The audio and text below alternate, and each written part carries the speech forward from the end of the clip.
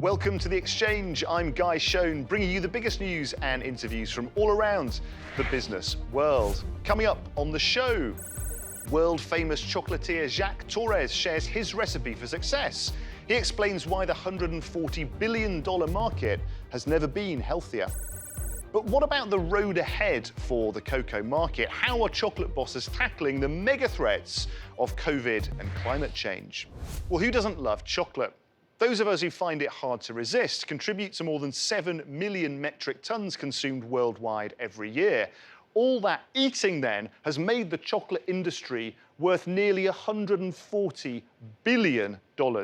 Well, that figure is projected to top $200 billion by 2028. 5 million tons of chocolate is produced every year, 70% of which comes from the West African countries Ivory Coast and Ghana. And while human rights activists have turned up the heat on big business over fair trade, there's also a rising demand for consumers choosing to eat ethically harvested chocolate.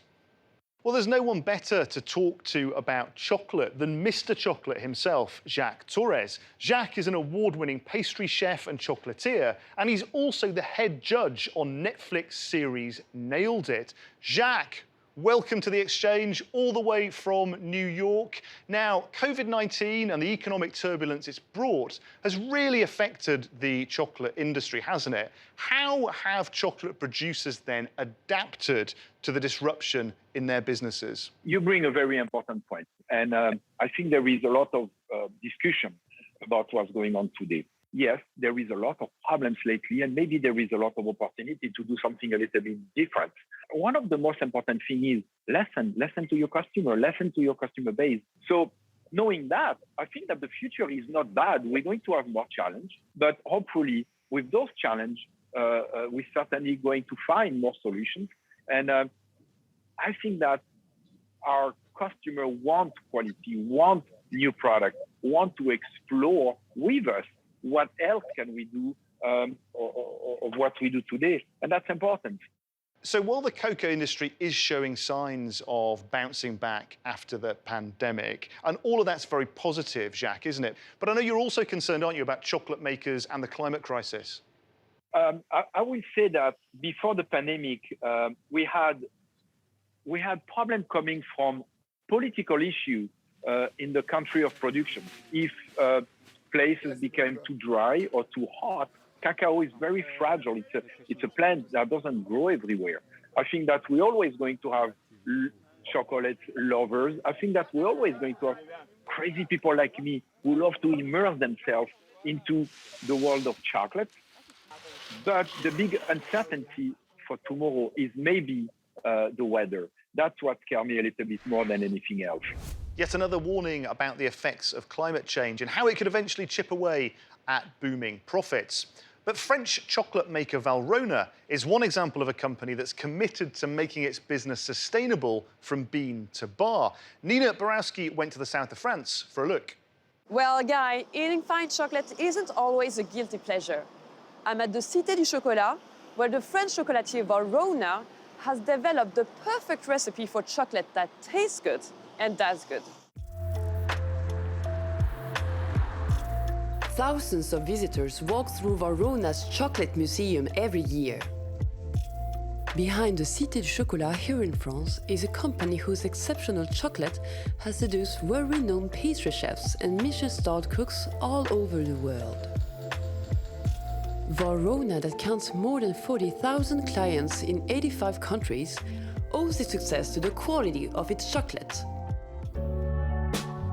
By developing sustainable relationships with local growers and applying methods like agroforestry, which is deliberately planting trees around the cocoa crops to fight deforestation, Valrhona also preserves the quality of the cocoa beans. A win-win strategy which the company believes is paying off. So the Cité du Chocolat isn't just a chocoholic's dream. It's also part of Valrhona's ambition to make every visitor a more responsible consumer. Well, it all looks impressive, but there's two sides, aren't there, to every story. Valrhona is a big business, making well over $100 million in revenue. So how do they really support the communities who do so much of the hard work? Well, I put this to Carol Senever-Valrona's head of sustainability earlier. Well, it's being fair with its cocoa producers. You know, we pay them a fair price. We invest in community projects, and we make sure they protect the environment. Then, obviously, it's taking care of our employees. Valrhona has been a great place to work for many years, and also reducing our environmental footprint. Chocolate may be a hot commodity on the shelves, but investors sometimes have a more cautious appetite. Why? Well, simply because cocoa's volatile prices can make it a risky bet. But recently, investing in chocolate seems like an increasingly mouth-watering prospect. Victoria Scholar, who's head of investment at Interactive Investor in London, explains. Commodities overall have done very well lately amid the resurgence in demand as we come out of the pandemic.